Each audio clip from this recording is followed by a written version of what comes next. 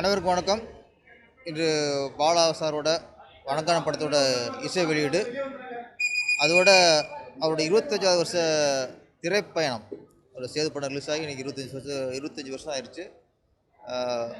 25 வருஷங்கிறது ஒரு இயக்குனருக்குங்கிறது மிகப்பெரிய ஒரு சாதனை. 20 வருஷமாக ஒருத்தர் திரையுலகில் தன் ஆளுமையோடு இருக்காங்கிறது அதை விட மிகப்பெரிய சாதனை.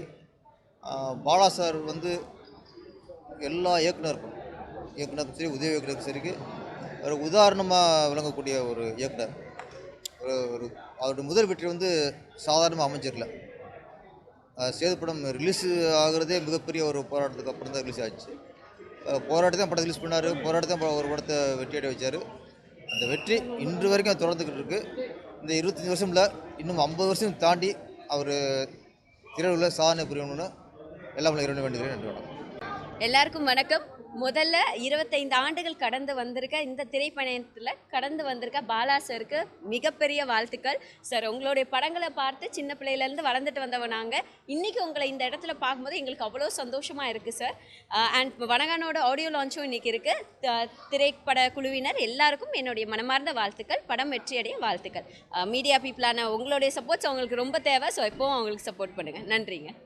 தமிழ் சினிமாவில் 25வது ஆண்டில் காலடி எடுத்து வைக்கக்கூடிய எனது அண்ணன் இயக்குனர் பாலா அவர்கள், இன்றைக்கு நான் உங்கள் முன்னாடி நடிகனாக நிற்கிறேன் என்று சொன்னால் இதற்கான அடையாளத்தை கொடுத்த எனது குருநாதர், அவருடைய 20 ஆண்டு கால தமிழ் சினிமாவில் அவர் ஆற்றிய பணிகளை பெருமைப்படுத்தும் விதத்திலும் அவர் இயக்கிய வணங்கான் படத்தினுடைய இசை வெளியீட்டு விழாவும் இன்றைக்கு வெகு விமர்சையாக திரையுலகத்தை சார்ந்த அனைத்து பேர்களும் கலந்து கொள்ளக்கூடிய ஒரு நல்ல விழாவாக இன்றைக்கு நடக்க இருக்கிறது. இந்த விழாவிலே அவர்களில் ஒருவராக தமிழ் சினிமாவில் நடிகன் என்ற அடையாளத்தோடு இந்த விழாவிலே நான் கலந்து கொள்வதற்கான ஒரு அங்கீகாரத்தை கொடுத்த பாலா அண்ணனுடைய புகழும் அவருடைய பணியும் சிறக்க என்னுடைய மனப்பூர்வமான வாழ்த்துக்களை என் சார்பாகவும் என் குடும்பத்தின் சார்பாகவும் அருமை தம்பி சுரேஷ் காமாட்சிக்கும் என்னுடைய வாழ்த்துக்களை தெரிவிச்சுக்கிறேன். நன்றி. இன்னும் கொஞ்ச நேரத்தில்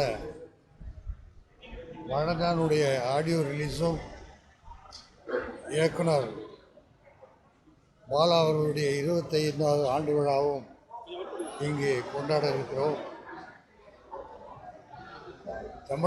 தமிழக மக்களுக்கு ஒரு நல்ல படைப்பை பாலா அவர்கள் வணங்கான் மூலமாக தமிழகத்துக்கு ஒரு நல்ல கதையை அமைப்பு கொண்ட ஒரு நல்ல படம் தருவார் என்ற நம்பிக்கை இருக்கிறது. அனைவரும் தொலைக்காட்சி நண்பர்களும் பத்திரிகை நண்பர்களும் மக்களும் இதற்கு ஆதரவு தர வேண்டும் வேண்டிக் கொள்கிறேன். வணக்கம், நன்றி. ஹாய், ஃபர்ஸ்ட் ஆஃப் ஆல் எப்படி இருக்கீங்க எல்லாரும்? ரொம்ப ரொம்ப ஹாப்பியாக இருக்கீங்க வந்ததில். ஏன்னா பாலா சார் தான் ஃபஸ்ட்டு என்னை சில்வர் ஸ்க்ரீனில் லான்ச் பண்ணி அந்த கேமரா ஷூட் பண்ணது அவர் தான். அவரோட படத்தில் தான் என்னோடய கெரியர் ஸ்டார்ட் பண்ணேன். வர்மாவில் தான் நான் ஃபஸ்ட்டு நடிச்சிருந்தேன். So that's my first film. So அவரோட ஆடியோ லான்ச்சுக்கு வந்திருக்கிறது ரொம்ப சந்தோஷமாக இருக்குது. I am very grateful for the invite. Very excited. Thank you so much. எல்லாருக்கும் வணக்கம். பாலா சாரோட 25 ஆண்டுகள் ரொம்பவே சந்தோஷமாக இருக்குது. ஏன்னா பாலா சாரை பார்த்து சினிமாவுக்கு வந்த ஆட்களில் நானும் இருந்தேன். அவரோட 25வது ஆண்டு விழாவிலையும் இந்த வணங்கான் ஆடியோ லான்ச்லேயும் கலந்துக்கிறது ரொம்ப சந்தோஷம்.